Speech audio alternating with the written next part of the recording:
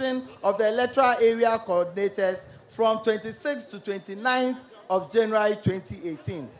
National Council, ladies and gentlemen, also approved proposals to hold constituency and regional annual delegates conference from 21st to 24th of February and 21st to 24th of April for the purpose of electing constituency and regional executive officers, respectively.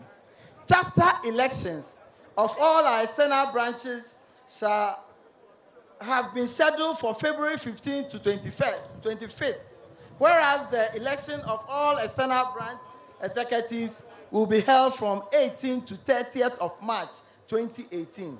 These internal primaries will then be climaxed with the election of national executive officers at the 2008 National Annual Delegates Conference of the party to be held from June 15th to 17th of June 2018.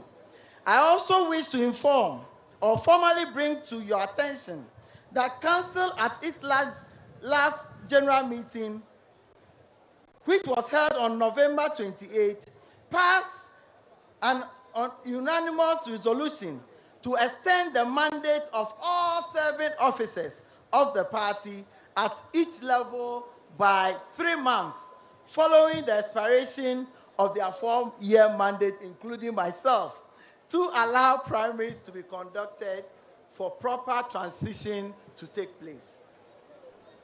Moving forward as a party, we will be organizing regular policy fora across the regions and in the constituencies to provide an opportune platform for members of the party to contribute towards shaping government policies and programs at each level. It is therefore going to provide regular opportunities for members of our party, regardless of age or location, to discuss challenges facing the country, to have real influence on party and government policies. This exercise, I'm happy to announce, is being supported by our sister party, the Conservative Party of the UK, and shall be christened the NPP Policy Forum.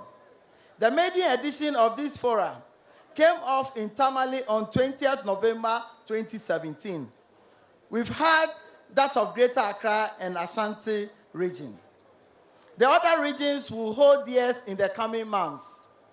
This project is meant to essentially complement the ongoing party-government relationship tour that the party is undertaking across the country to enhance our electoral fortunes at all levels. The party also recently set up a desk known as the Situation Room at the National Secretariat that is meant to receive comments and complaints from party people across the country for quick redress of such issues as it comes to the national level. We expect that the regional party will also establish Situation Room that will immediately address concerns of our party at the polling station and constituency level. We are also advanced plans for the establishment of a party training institute, primarily to offer leadership training to members of the party who aspire to take up leadership positions in the party and in government. It will also provide credible, cutting-edge research intended to promote the party's vision of building a free and prosperous society. Again, the Institute will identify and groom talents from our educational institutions and imbibe in them the kind of leadership that resonates with the 21st century, and also inculcate in them the core values that underpin the NPP political establishment. In effect, the NPP Training Institute shall to a large extent concern itself teaching members about the party's ideologies, principles, core values, as well as the vision of Dankwa Dombo Buzia tradition.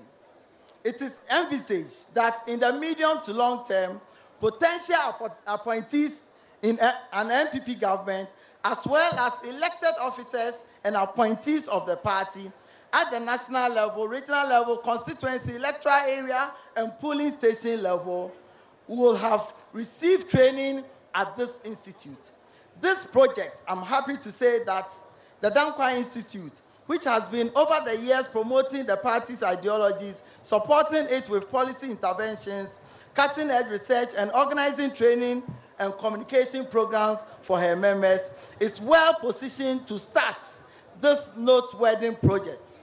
We shall roll out the details of this laudable initiative in the coming days. Mr. Chairman, ladies and gentlemen, I wish to conclude by reiterating my confidence that as we will all give our maximum cooperation to this exercise we have before you today, so that at the end of this extraordinary conference, we will not only have a review constitution, but more importantly, an effective constitution that will keep us in power forever. I also wish to use this opportunity to make a passionate appeal